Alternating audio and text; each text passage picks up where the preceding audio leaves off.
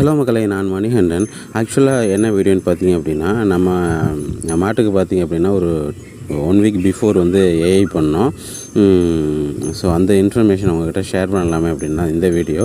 ஆக்சுவலாக பார்த்தீங்க அப்படின்னா, இங்கே நம்மக்கிட்ட இருக்கிறது ஹெச்எஃப் கிராஸ் தான். ஸோ டாக்டர்ஸ் வந்தோன்னே பார்த்தீங்க அப்படின்னா என்கிட்ட கேட்கவே இல்லை, பியூர் ஹெச்எஃப்பே போட்டுட்டார். அப்போ நான் கேட்டேன், என்ன போடுறீங்க அப்படின்னா, அப்போ வந்து பியூர் ஹெச்எஃப்பே போட்டுட்டேன் அப்படின்ற மாதிரி சொன்னார்.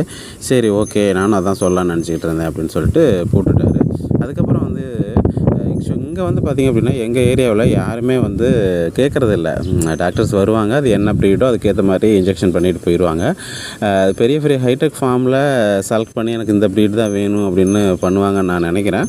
பட் நம்மளை மாதிரி சின்ன சின்ன ஃபார்மஸாக இருக்கட்டும், இல்லை நம்ம 1 மாடு 2 மாடு வச்சுருக்கவங்க அதை பண்ணுறது இல்லைன்னு நினைக்கிறேன்.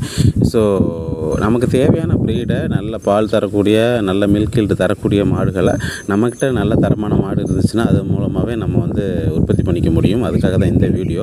ஆக்சுவலாக பார்த்திங்கன்னா, இப்போ ஜெர்சி இருக்குது, இல்லைனா ஹெச்எஃப் இருக்குது அப்படின்னா, நம்ம வந்து இப்போ ஜெர்சி ஹெச்எஃப் ஓரளவுக்கு நல்ல மில்க் ஈல்டு தரும். இதில் வந்து நம்ம சாகிவாலோ இல்லைனா கிர்ரோ இது மாதிரி சிந்தி இது மாதிரி நல்ல மில்க் ஈல்டு தரக்கூடிய மாற்று இனங்களையும் நம்ம கிராஸ் பண்ணி எடுக்கலாம். ஸோ அதுக்காக தான் இந்த வீடியோ பதிவு. அப்போது பியூர் ஹெச்எஃப்லாம் எடுக்கணும் அப்படின்னா நம்மக்கிட்ட இருக்கக்கூடிய தாய் மாடு பார்த்திங்க அப்படின்னா ஒரு நல்ல 500 kgக்கு அபோவ் நல்ல பாடி வெயிட் ஹைட் இருந்தால் தான் நம்மளால் பியூர் ஹெச்எஃப்லாம் எடுக்க முடியும்.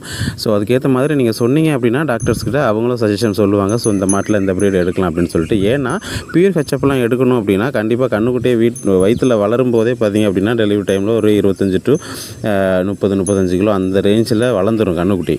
ஸோ அப்போ வந்து பார்த்திங்கன்னா டெலிவரியில் உங்களுக்கு பிரச்சனை வந்துடும். ஸோ அதுக்கேற்ற மாதிரி மாடு நல்ல ஹைட் வெயிட் இருந்தால் மட்டும்தான் நமக்கு பியூர் ஹெச்எஃப்லாம் எடுக்க முடியும்.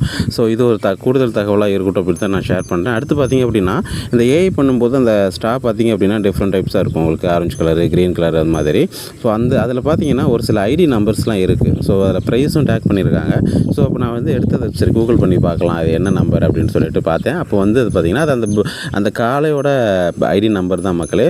அது அந்த காளை வந்து அந்த செமன் வந்து அது எந்த செமன் ஸ்டேஷன்லேருந்து எடுக்கிறாங்க, அது எந்த ஊரில் இருக்குது, அந்த காளையோட வயது, டேட் ஆஃப் பர்த்து, அந்த காளையோட தாய் பார்த்திங்க அப்படின்னா எவ்வளோ மில்க் ஈல்டு கொடுத்துச்சு, அது வந்து எவ்வளோ அந்த மில்க் ஈல்டில் எவ்வளோ ஃபேட்டு எஸ்என்எஃப் வந்துச்சு, அடுத்து பார்த்திங்கன்னா அந்த காளை மூலமாக இப்போ அந்த கன்றுக்குட்டி எவ்வளோ மில்க் ஈல்டு கொடுத்துச்சு, அது என்ன கிரேட் அப்படின்ற மாதிரி பேசிக் டீட்டெயில்ஸ் வந்து அந்த ஸ்டாலே அந்த ஐடி நம்பர்லேயே நம்ம கூகுள் சர்ச் பண்ணாவே வருது.